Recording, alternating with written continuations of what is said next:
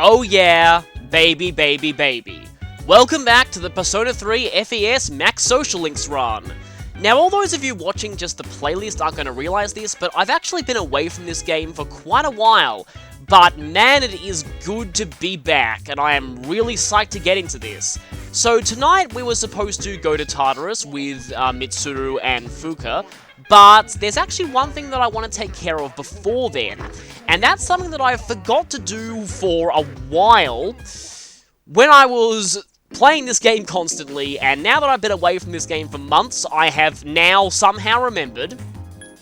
We need to go over to Polonium Mall, because I have finally remembered to pick up that fused weapon that I made oh so long ago. I think I made it back when the antique store was just opening, but yeah, so we need to go over to the antique store here, and let's just go ahead and pick up our weapon. This shouldn't take too long. Sadly, the weapon's kind of outclassed at this point, but it might have a pretty good ability on it. So, yeah, the weapon is finally complete, and look at all those clocks on the wall. I've actually been to a shop recently that had a lot of clocks on the wall like that, but anyway, we get the Mother Rapier, which, again, not exactly the best at this point, but it'll do. Now, you can actually use it as fusion material for another fused weapon. It doesn't really change anything, though. It just acts like another Nile weapon, pretty much, and it's the only Nile weapon we have at this point. Auto Tarukaja is a pretty good ability to get on it, though. I can get that on Personas, but having it on a weapon is very, very nice, actually. So I'm actually going to go ahead and equip that now, though I do like the medium odds of fear from the Night Falcon, but Auto Tarukaja, pretty good ability to have. Means I don't need to equip an Auto Tarukaja Persona all the time if I want that effect. So anyway, we're heading back and we're going to go to Tartarus. Thankfully, doing this does not advance time. The only things that advance time at night are doing actual activities like going to the arcade or things like that, or doing a nighttime social link, and yes, there are nighttime social links, we'll be finding out about those in a bit. Yeah, thankfully you don't get the prompt heading back in here will advance time, which you do in the daytime, but not now. But anyway, this time we talk to Fuuka to go to Tartarus, because she's our new navigator. Mitsuru has a new job now, which we'll be seeing in a bit. But anyway, let's go to Tartarus tonight.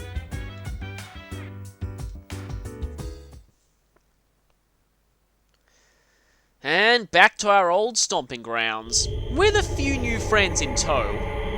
Well, one that we've had for a while, but she has a totally new role now. Though I'll be talking about them a bit later. Basically, the moment we get there, Mitsuru's going to inform us that she'll be taking part in Tartarus expeditions from now on. Whether or not this is a good thing, I'll talk about that soon.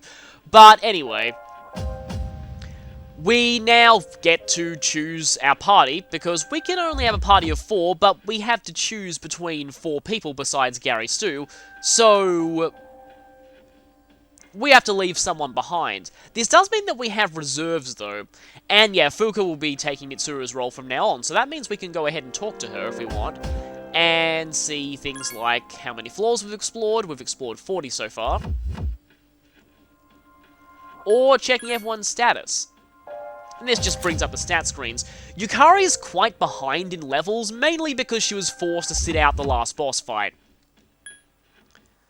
Mitsuru's here, I'll be showing her later. Junpei is leveled up from that boss, and Akihiko is still as strong as he always is. But before I talk about our new characters, because that's what I always do when we get a new party member, we're actually going to be heading into the Velvet Room next, because I want to get some Velvet Room business out of the way before we do anything further here. Just want to get this all out of the way before I start doing anything combat related. First, requests in the compendium. The first thing that I want to do here is to register all of my personas, because I actually haven't done that in a while. No reason not to go ahead and register all. And now I want to, I'll do the compendium later. We have some new requests available. These ones, make sure you remember them, especially this one because it's coming up in 3 days. But for now, I want to focus on requests we can do in Tartarus. I'll pick these up before we leave. We have this, but it's going to be a little while before we can actually do Frolic. We have a new Elizabeth date request available, which is pretty awesome, but we'll be handling that later. I hate this request so much, but yeah, let's just completely ignore that for now. This request is very, very weird. I have no idea why it's even here, because we don't actually have access to the third block after the next full moon. This one will be able to do during normal school life. This one, it's possible we can do it soon. It depends on how lucky we are with enemy drops. We need turquoise to get the goggle-eyed idol from the antique store, and I think Phantom Mages drop that. There are a few things that can drop that, but again, luck of the drops. This one, much later. These ones are the ones that I want to focus on at the moment. These ones are drops from enemies that we can fight pretty soon. So I'm going to go ahead and accept these because, as always, the enemies will not drop these items until you've accepted the requests. I'm also going to be focusing on creating a Valkyrie with Tarukaja here, because we can actually do that now. However, I won't be overriding my current Valkyrie, because she inherited fire, well, not inherited, she got a random skill change to Fire Break, which is pretty lucky at this point in the game. But what I'm going to do here is I'm going to go down and get Pixie, because I would like Pulimpa. Any Lover's Persona is going to work for this, but like I said, Pixie's cheapest and I like Pulimpa, so let's go ahead and buy Pixie. Now, what we're going to do is, we're going to fuse this Pixie with one of our unneeded personas. Because we have quite a few of these here, due to doing some fusion spell requests. We've got Double Justice and Double Magician personas, which is not really all that needed. But anyway, let's take this Pixie and fuse it with Jack Frost to make... Oh, hey, I got Pulimpa first try this time. Okay, then. Yeah, I kind of want to pass down Pulimpa. We're making Fornius here.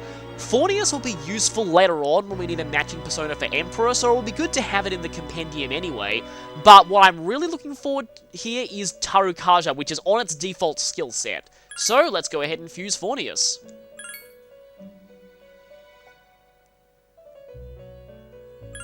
Apparently, I said no to it being acceptable. Please don't be a fusion accident, that would be really unfortunate. Are you serious? Really? Really? Really? Holy... That was okay! I was expecting Legion there, but that's actually a better Emperor persona. I'm gonna need Oberon later for a later request. Ironically, I need Oberon for the next fusing request that requires Valkyrie with Tarukaja. So, yeah. Survive Dark. That's interesting since he's strong against both Light and Dark. Please level up once more. I actually need you to be leveled up once more. Oh, not quite. Oberon level 17 plus is a requirement for the next one. I wonder if I should actually reload my save here, because that was... How much is it going to cost me to get Jack Frost and Pixie back?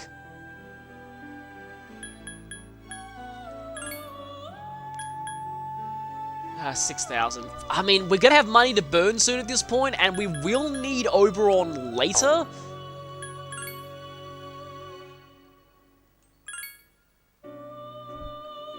Oh, hey, it's level 17 already. Perfect. Yeah, in fact, we will actually need this later, so I might as well register him. In fact, it's a great persona to have at this point. Null, Electric, and Strong to both instant kill attacks, and has Survive Dark as an insurance policy in case he does get hit by one. And Medea, Zio, Mazio, that's actually pretty good. So, I'm going to the record with Oberon, but I'm actually going to go back and save now just so I don't get a second fusion accident. That was kind of funny, yeah. Igor likes to troll you sometimes, but, yeah. I come back to this game and then that happens. What a way to greet me, Igor. Remember how I said to always save before entering the Velvet Room? Well, that's why. So that's really thrown things, but I think I can salvage this. What I need to do here is, I'm actually running close to my persona limit. I need 2 free personas to make Fornius again. I need to dismiss Angel. I have checked in the Velvet Room, and there's nothing useful that I can make with this Angel, so I'm just going to get rid of it. Anyway, let's go back in. And hopefully this time we can actually make the persona that we want to make. So anyway, back to the compendium. We need a magician and a lover's persona, and any is fine at this point because Fornius's level is, well, anything that I make at this point is going to average to Fornius's level anyway, so gonna go with Nekomata for magician because it's cheaper. And I need that pixie back. And now, we can go into fuse personas, and if there is another fusion accident, yeah. So, gonna go Pixie, Nekomata, and of course, the one that inherited Palimpa first try was the one that was a fusion accident. In all honesty, I don't know, like, I'm actually kind of fine with this. I already passed down Palimpa to Oberon, so it's kind of fine anyway. But anyway, let's go ahead and hopefully make the persona that we actually want this time. Come on, Igor, please come through for me this time. Thank you! That is actually Fornius. So we actually will need Fornius in the compendium later anyway, and it'll also be useful to have a cheaper Emperor persona on call, just in case we really need to, later on, we really need a persona for the Emperor social link, basically. Anyway, Bufu's gonna change. Now, this is a bit annoying. I'm fine with having Bash change, but Bufu is Fornius' main form of attack. If this changes into the same thing that it changed into last time, because, yep, I have had to have had multiple recording attempts at this. Mazio, okay. That's weird, but it's okay. I had an attempt where I turned into Mabufu, which was actually pretty good. But anyway, Auto Tsukukaja is actually what I want, because we're not going to be keeping this Fornius. Thing is, it will be useful to have Fornius in the compendium anyway, because we'll be needing it for a fusion spell later, and because all of those are requests, we will be needing Fornius. So, gonna go ahead and register it, even though this will mean that it'll be more expensive to get a cheap Emperor persona. But, oh well. So that's registered, and now, hopefully, this actually works. So we're going to take this Fornius, and we're going to fuse it with Yomoto Shikome. You might be asking, what? Yomoto Shikome is amazing, why are we getting rid of them? The thing is that at this point, as much as its lack of weaknesses is awesome, we can get better personas at this point in the game, so I think it's about time to let her go.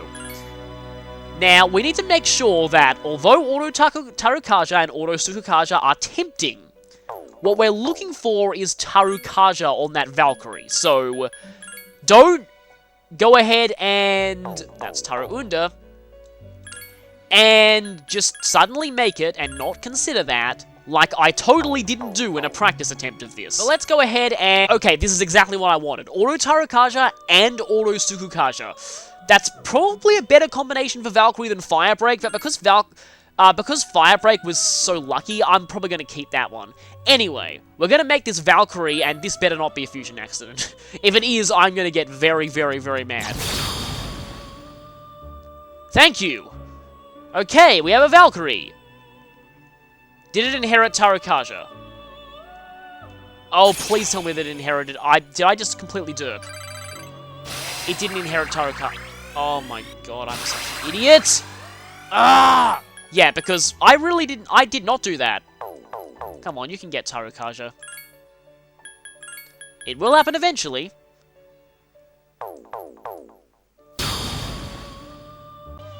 Thank you for not being a fusion accident. That is exactly what I needed. And I might actually keep this Valkyrie with me for a little while, because that double auto is going to be pretty awesome. I think strength may be a little higher than the last registered Valkyrie, though I'm not sure. So, there we go. That is finally done. And now that we have Valkyrie with Tarukaja, we can go back here. And we can accept the request, which will immediately complete itself. But the cool thing is, because of that freak fusion accidents, we can complete 2 requests at the price of 1. It's not like my luck really changed much, because we can fuse Oberon naturally at this point, so if you're playing along, you can just do that. But anyway, we're going to accept this request, which will automatically be completed when we leave. There we go. So this is what I like doing with these fusion requests. But this is a unique reward. We get a key item that lets us fuse a new persona, Pale Rider, a Death Arcana one. Of course, Death is a plot link, so we never actually need a matching persona for it, but might be okay to try it out at some point. Pale Rider is also one of the 4 Horsemen of the Apocalypse, and we'll be getting the others later on in the game. Okay, so this request. Create a level 17 or higher Oberon. Guess what? I actually have one thanks to that fusion accident, so let's go ahead and get this request done too. I'm kind of glad that Emperor is high enough for me to get it to level 17 plus. Yes, and another side that happened out of complete nowhere. I did want to get Oberon eventually, because Oberon is awesome. Yeah, we already know all that. So we have 3 Coin of Knights. Now, I want to actually check what the next fusion request is, because I actually forget what it is. Oh, we don't actually have any new ones at this point. Oh, no! Vetala with Maragi. Huh. Oh, the Sugar Key is important. That's another one that lets you make a new persona, but... Something tells me we can actually make Vetala at this point, but... I just want to check something, because I think I've seen Oh, there's Oh, no, we can make it, but we're not high enough level. But we need that with Maragi. That's going to be for much later on. But anyway, we've done everything we wanted to do in the Velvet Room, finally. So, let's leave. I'll be coming back, though. We've got a few more requests we'll be hopefully turning in by the end of this Tartarus session. But now that we've done all of that... let's talk about 2 new teammates who have joined us. I think we'll go with the combat one first. So, obviously we're going to add her to our party, seeing as not only has she only just joined and I want to show off her stuff, but she is also in great status, given that she's just joined. Now, okay, I'll probably talk about her first. We've got Mitsuru and Penthesilea, so take it away, Bio. The Queen of Executions herself finally joins us on the field of battle. Thankfully, she'll only be executing our enemies. In overall stats, Mitsuru is similar to Yukari, but she exchanges a little bit of magic for more strength and agility.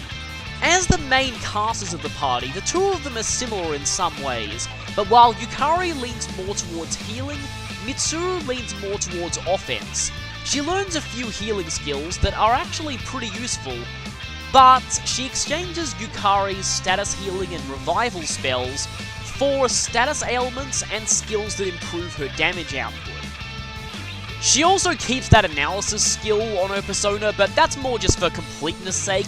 It doesn't do anything for the rest of the game. Mitsuru has a multi-targeting ice attack right off the bat, and as she levels up, she'll learn even more useful offensive skills, like Mind Charge to make her an insane offensive powerhouse, Spirit Drain to keep her topped up on SP so she can continue to dish out the hurt with magic. Do note, however, that Spirit Drain costs 5 SP to use, so you only get a net 15 SP profit out of it, and it can't be used if you're completely empty. She'll usually only start using this when she's on really low SP, but she'll generally use it before she runs out. It's quite a useful skill for her to have once she gets it.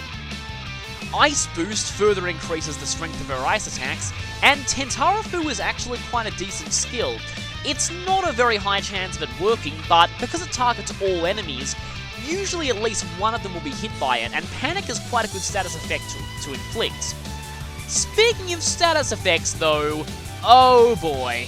There's one thing that Mitsuru is really infamous for, and it's one thing that quite a lot of players actually say makes them avoid using her. It's that skill that she's got in her starting set, Marin Karen. On its own, it's not too terrible of a skill. While it has a low chance of connecting, Charm is an amazing effect, and it even affects certain bosses and can really shut them down. The problem is that Mitsuru's AI has a bizarre fascination with this skill. She will love to spam this all the time at the absolute worst possible moments when you need her to be doing something else desperately. In fact, her AI is so bad about this that it's become a bit of a meme within the Persona 3 community, as illustrated by comics such as this. Marin Karin also seems to be classified quite weirdly in the game, in that Mitsuru will still use it on pretty much any strategy that you set her to, so there's almost no way that you can stop this from happening, and it does get really annoying if it happens often. Personally though, I've never found that it completely ruined Mitsuru's usefulness. Her ice-type attacks are still quite useful.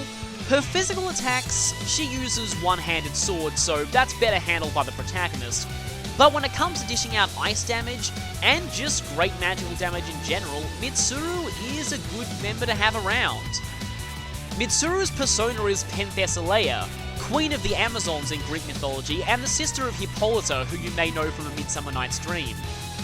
She fought in the Trojan War on the side of the Trojans, where she ended up being killed by Achilles, who fell in love with her the moment that she died, and so killed someone who said bad things about her after her death. Pretty awkward situation all around there. According to the designer's notes in the official Persona 3 art book, the reason why, on her design, one of the breasts on Penthesilea's breastplate still has sort of barding on it while the other doesn't, is a reference to a myth that the Amazons would cut off one of their breasts to allow for greater freedom of movement when using bows and spears. The initial design of Penthesilea in this game actually used a bow, but they changed it to swords to match Mitsuru's weapon type. Mitsuru herself is voiced by Tara Platt, who, if you've seen some other things I've done on this channel, you might have already heard as Muriel and Flavia in Fire Emblem Awakening. These are all pretty typical voices for Tara Platt. She tends to get typecast as strong warrior females pretty often. However, Tara Platt plays someone else in this game who is definitely not a typical role of hers. Elizabeth. It's actually pretty amazing just how different she is as Elizabeth, and I really like that. Another funny thing about Mitsuru being voiced by Tara Platt is that the protagonist is voiced by Yuri Lowenthal, who is married to Tara Platt in real life.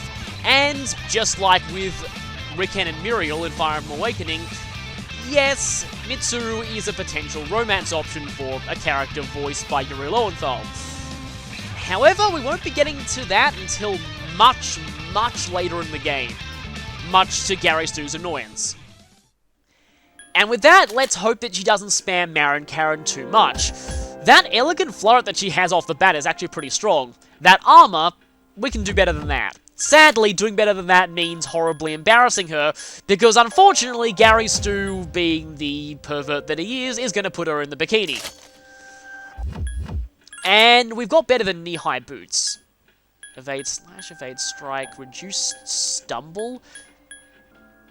Inline skates are good for Akihiko, but he actually already has some of those. She already resists ice, but yeah. I'd like the higher evasion, though. Do you have any better accessories?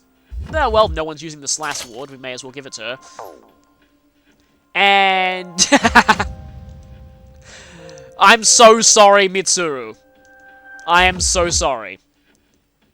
Anyway. Now, it's time to talk about Fuuka. Look out! The enemy! The enemies returned to normal! To normal! Only one enemy left! For better or worse, Fuuka Yamagishi is our new navigator, and unlike Mitsuru, she is purely a navigator.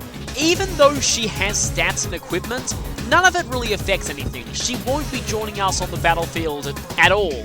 However, this does mean that her persona is purely support focused, and as such, she'll learn a set of skills when leveling up that directly relate to analyzing enemies, and other helpful effects as well. And yes, Fuuka does level up. She shares the same experience pool as the protagonist, and so she'll be leveling up pretty much constantly across the game. Like I said, it's not really going to affect anything in terms of stats, it's really all to learn new skills. Speaking of skills, Fuuka starts off with Full Analysis, a scanning ability that's better than Mitsuru's. Mitsuru could just show us the weaknesses and HP and SP in enemies, Fuuka will actually also show the enemy's skills. Previously you had to learn those the hard way, but now you'll know exactly what an enemy is capable of every time you scan it, which can really help in pinpointing enemies with dangerous abilities like Hammer, Mudo, Power Charge and Mind Charge, dangerous status elements, all of that. It still won't show you the skills of bosses though. Thankfully, thanks to the power of wikis, I'll be putting those up on screen whenever I get to one. Her later abilities do various things with the interface. Support Scan will mean that whenever you hover the cursor over an enemy, you can see what buffs and debuffs they have activated.